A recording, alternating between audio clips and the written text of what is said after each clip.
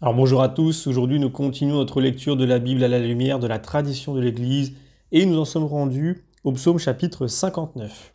Comme toujours, nous remercions les éditions Ansillé devenues Mediapol d'avoir mis à notre disposition ces textes qui nous permettent de faire ces vidéos et nous nous remettons entre les mains du Seigneur. Notre Père qui êtes aux cieux, que ton nom soit sanctifié, que ton règne vienne, que ta volonté soit faite sur la terre comme au ciel. Donne-nous aujourd'hui notre pain de ce jour. Pardonne-nous nos offenses, comme nous pardonnons aussi à ceux qui nous ont offensés. Et ne nous laisse pas entrer en tentation, mais délivre-nous du mal.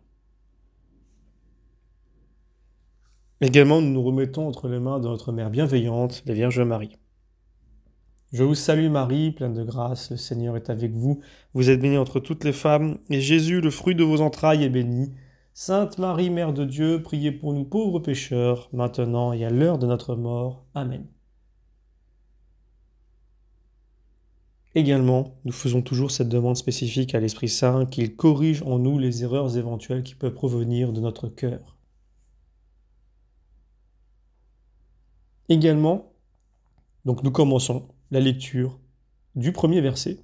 « Au maître de cœur, ne détruisez pas. » De David, Michtam, quand Saül envoya garder la maison pour le faire mourir. Alors ici, c'est le psaume de la Passion du Christ, procès dramatique où la victime est à la fois accusateur et avocat des inculpés. C'est le Christ qui parle. Je prends tout de suite le verset 2. « Délivre-moi de mes ennemis, mon Dieu, contre l'agresseur, sois ma citadelle. » Donc ici, on peut aussi le traduire de cette manière, « relève-moi ». Et donc forcément, vous pouvez faire des parallèles évidents. Jean chapitre 5, « Le Père ressuscite les morts et les rend à la vie ». Ou 2 Samuel chapitre 22, « J'invoque Yahvé, il est digne de louange, et je serai délivré de mes ennemis. » Je continue et je lis les versets 3 et 4. « Délivre-moi de ceux qui font le mal, sauve-moi des hommes de sang, car ils ont pourchassé mon âme, des hommes de violence m'ont assailli. » Donc l'accusation homme de violence, homme de sang, s'applique parfaitement à ceux qui, en acte ou en parole, ont pourchassé le Christ. On lit en Matthieu chapitre 2, Joseph, averti par un ange du Seigneur, qu'Hérode cherchait l'enfant pour le faire mourir, se leva, prit l'enfant et sa mère de nuit et se retira en Égypte. On a également Jean chapitre 7, Jésus circulait en Galilée. Il ne voulait pas en effet aller en Judée parce que les Juifs cherchaient à le faire mourir. Donc, au lieu d'hommes de violence, saint Augustin a des forts et il assimile ceci aux forts armés de la parabole. Marc chapitre 3.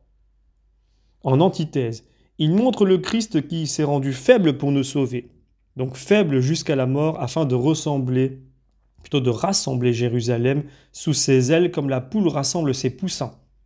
Parmi les oiseaux que nous voyons faire leur nid, comme les passereaux de nos murs, comme les hirondelles qui deviennent nos hôtes chaque année, comme les cigognes ou comme les colombes qui font leur nid chez nous, et tant d'autres oiseaux que nous apercevons tous les jours, nous n'avons vu aucun qui se fasse faible avec ses petits. Mais la poule, comment se comporte-t-elle? La voix rauque, tout le corps hérissé, les ailes tombantes, un air vaguement malade, c'est l'amour maternel qui devient infirmité. Notre Seigneur a voulu se comparer à la poule protégeant ses poussins. « Jérusalem, Jérusalem, que de fois j'ai voulu rassembler tes fils comme la poule rassemble ses poussins sous ses ailes et tu n'as pas voulu. » Jérusalem n'a pas voulu, mais le Christ a la chair en la prenant du genre humain. Mais le Christ a rassemblé toutes les nations en se faisant faible pour nous, en prenant de nous la chair, en la prenant du genre humain.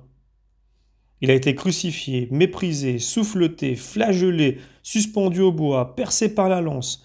Cela, c'est l'amour maternel, ce n'est pas amoindrissement de sa majesté.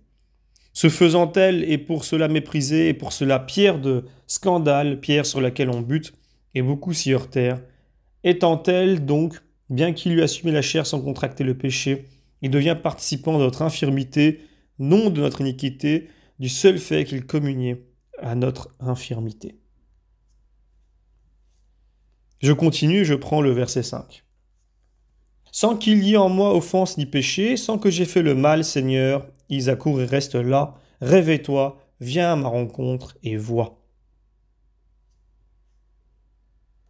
Et oui, un texte parallèle immédiat. 1 Pierre chapitre 2. Lui qui n'a pas fait le péché et le mensonge ne s'est pas trouvé dans sa bouche.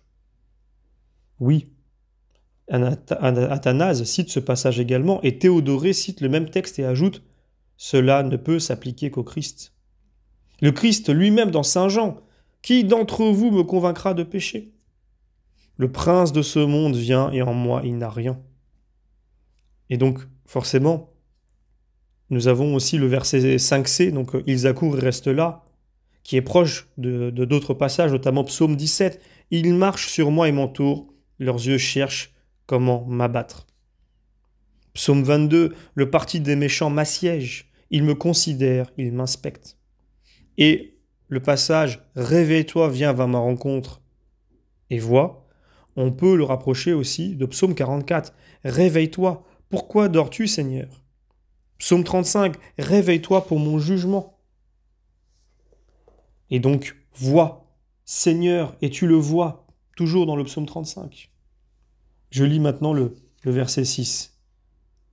Toi, Seigneur, Dieu Sabaoth, Dieu d'Israël, réveille-toi, visite les nations, pour ceux qui te trahissent, pas de pitié. Et oui, tous les vocables pour plus d'insistance. Visite les nations, c'est le mot pakad en hébreu. La visite peut être bienfaisante ou punitive.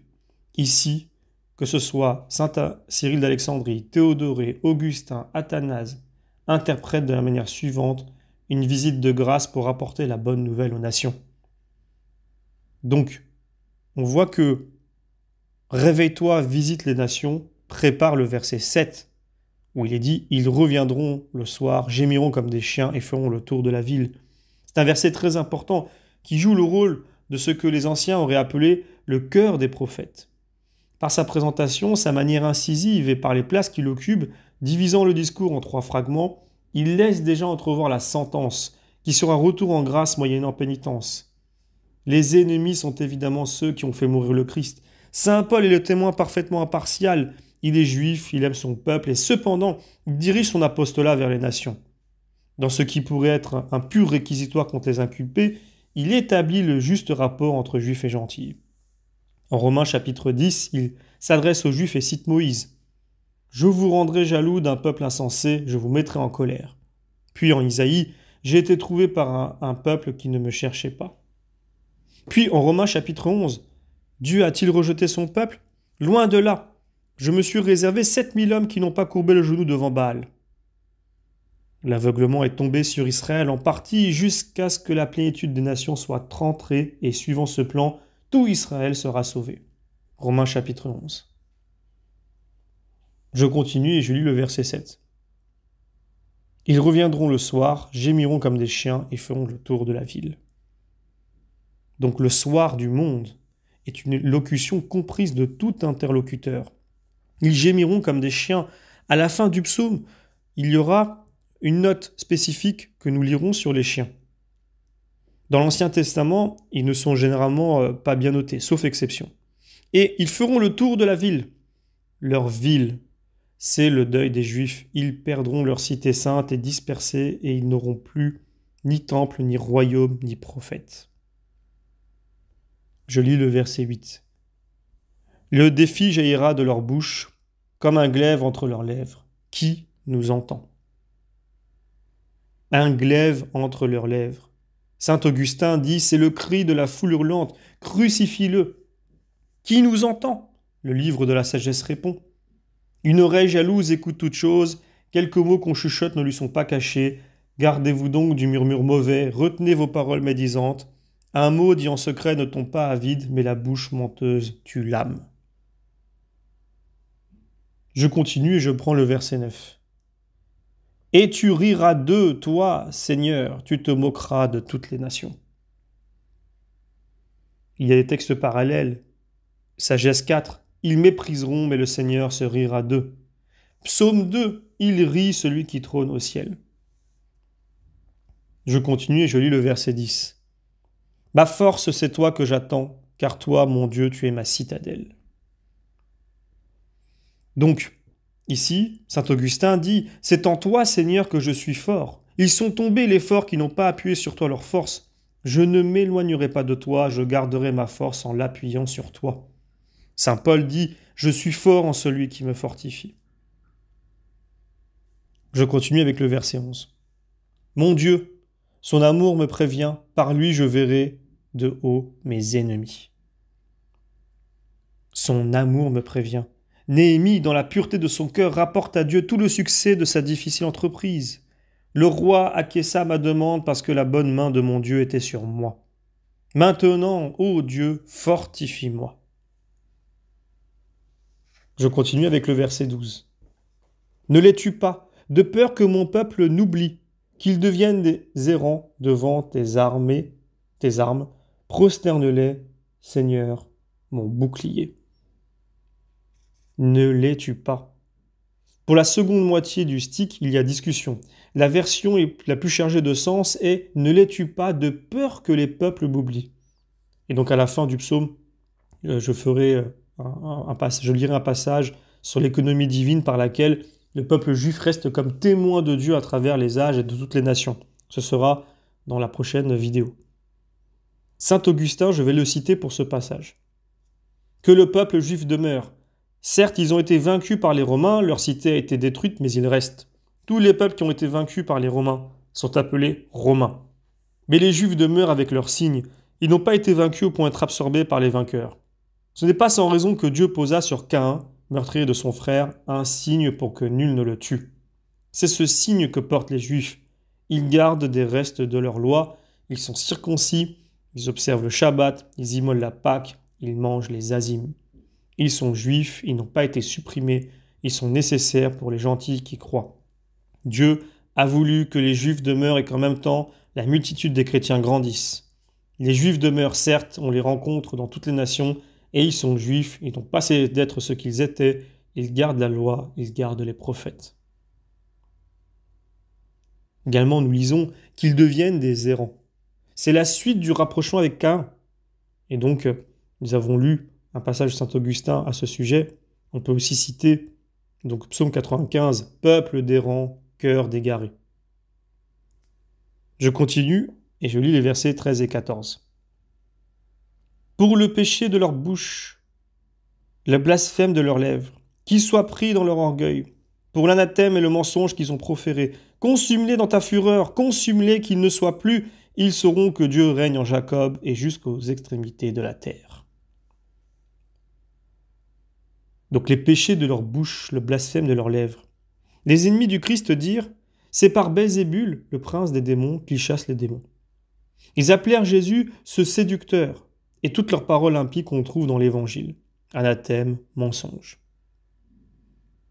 Et donc ce passage dit qu'ils soient pris dans leur orgueil, et donc l'orgueil qui leur fit refuser le Christ. On lit également qu'ils ne soient plus, et saint Augustin commente.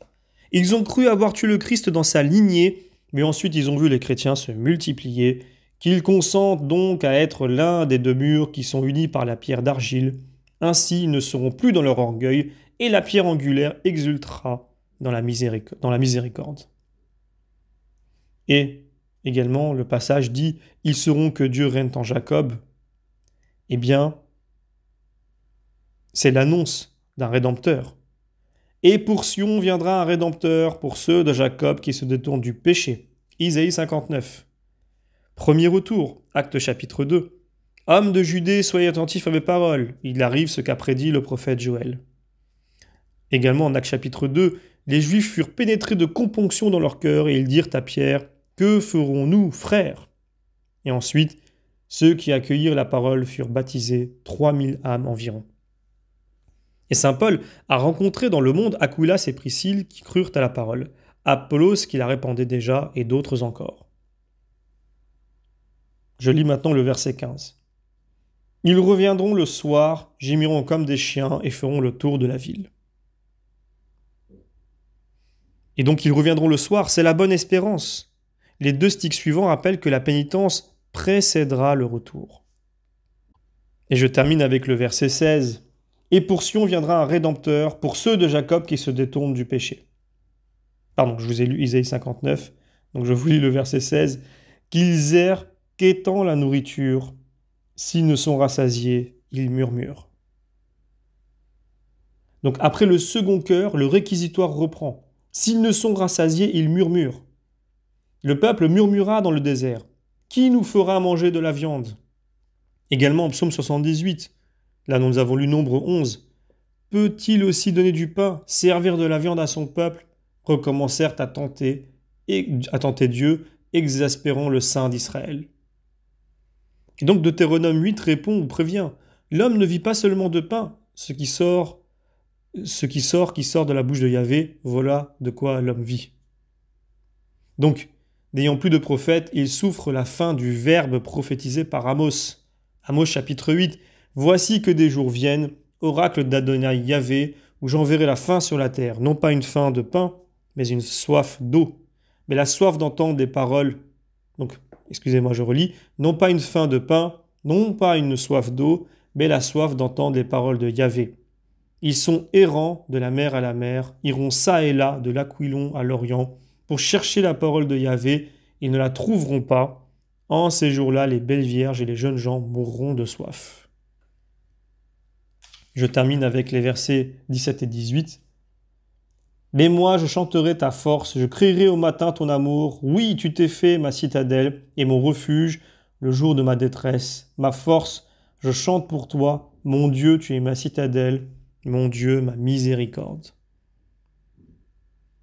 Donc là, il est dit au matin. C'est l'heure privilégiée pour prier. Au matin, tu entendras ma voix. Au matin, je serai là pour toi, je verrai. Le matin évoque la résurrection. Nous lisons un commentaire de Baudouin de Ford à ce sujet. Un matin viendra où ils seront rassasiés du pain de vie et d'intelligence, lorsque la masse des gentils sera entrée et que tout Israël sera sauvé. À la fin du monde, en effet, le reste se convertira. C'est de cette conversion que le psalmiste dit « Ils reviendront le soir ». Par le soir, il entend ici la fin du monde, qui deviendra un matin pour les Juifs convertis, les illuminant des premiers rayons de la grâce. Et donc oui, pour finir, la fin du monde est toujours pour les pères le matin, le jour éternel. Le psalmiste termine par l'action de grâce et saint Augustin aussi. Tout ce qui suit vient de ta miséricorde. On peut également le traduire par amour. Qu'ai-je fait pour être? T'ai-je prié? Mais si j'avais fait quelque chose avant d'être, j'étais donc avant d'être. C'est toi qui as fait ce que je sois. Et n'as-tu pas fait que je sois bon? Si un autre m'a donné d'être bon, celui-là donc est meilleur que toi qui m'as donné d'être. Mais parce que nul n'est meilleur que toi, et nul n'est plus puissant, et nul n'est plus généreux en miséricorde, c'est donc le même qui m'a donné d'être ce qui m'a donné d'être bon. Voilà donc ce que saint Augustin disait. Alors je pensais vous faire une deuxième vidéo pour rajouter 2 textes que je vais vous lire, mais finalement je vais vous les mettre dans cette vidéo-là. Donc concernant l'expression « Mon Dieu, ma miséricorde », je vais vous lire un commentaire de Pascal. Une pensée de Pascal plutôt. Depuis que la mémoire des hommes dure, voici un peuple qui subsiste, plus ancien que tout autre peuple. Il est annoncé constamment aux hommes qu'ils seront dans une corruption universelle, mais qu'il viendra un réparateur.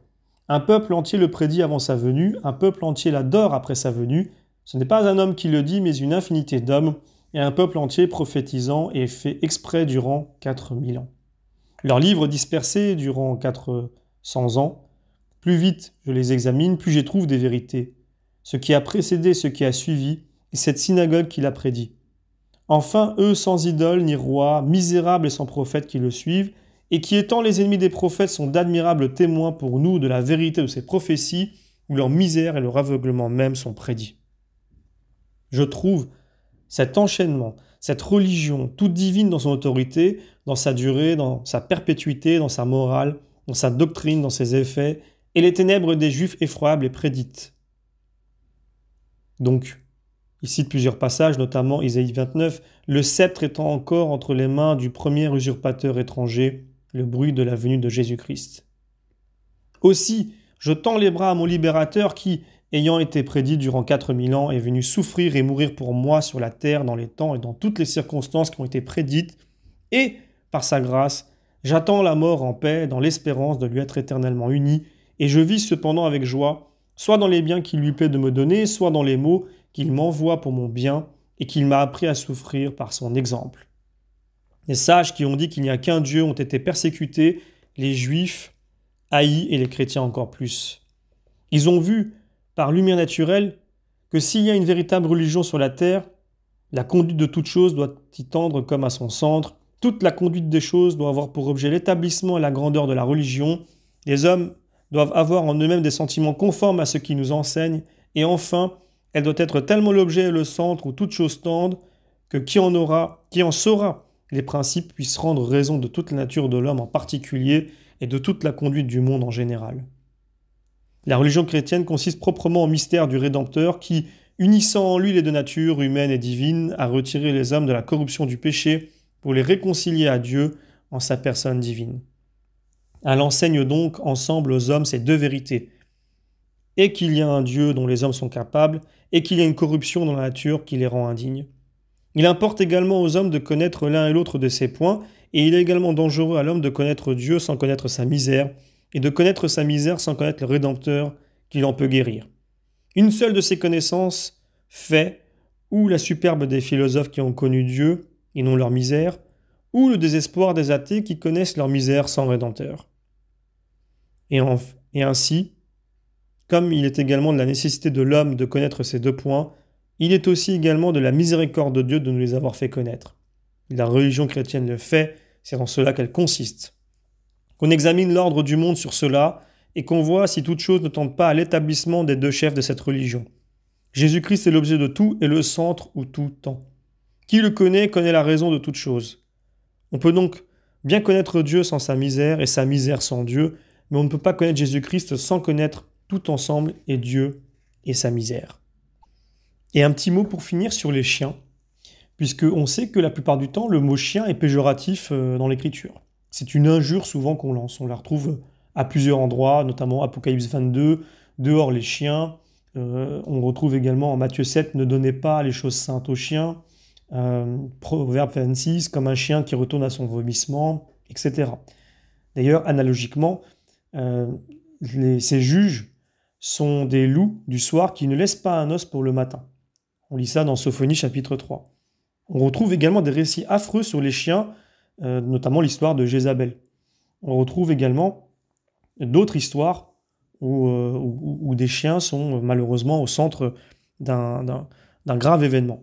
Mais on a également la Sainte Écriture qui connaît d'autres chiens plus sympathiques que les loups du soir. C'est souvent une expression qu'on retrouve. J'aimerais citer le chien de Tobie, qui aime ses maîtres et partage les émotions de la famille. Et donc il accompagne le jeune Tobie dans son voyage, qui est estimé dangereux. D'ailleurs, certaines versions ajoutent que à l'heure de l'heureux dénouement, il remue la queue. Donc c'est un détail qui est intéressant. On retrouve également la Cananéenne, donc ce peuple qui est méprisé, que Josué détruisait en grande partie, parce qu'il faisait des choses abominables, on le voit dans le livre de la sagesse, qui ennoblit les petits chiens. Donc la première réponse du Christ semble dure, mais donc comme il le dit ailleurs, saint Augustin, le Christ savait ce qu'il y avait dans le cœur de la Cananéenne. Et il allait provoquer un acte de foi et un acte d'humilité propre à instruire les générations des chrétiens. Donc quand il lui dit « Voici qu'une femme cananéenne venait de la région de Tyr et de Sidon », et donc vous connaissez la suite, c'est Matthieu chapitre 15.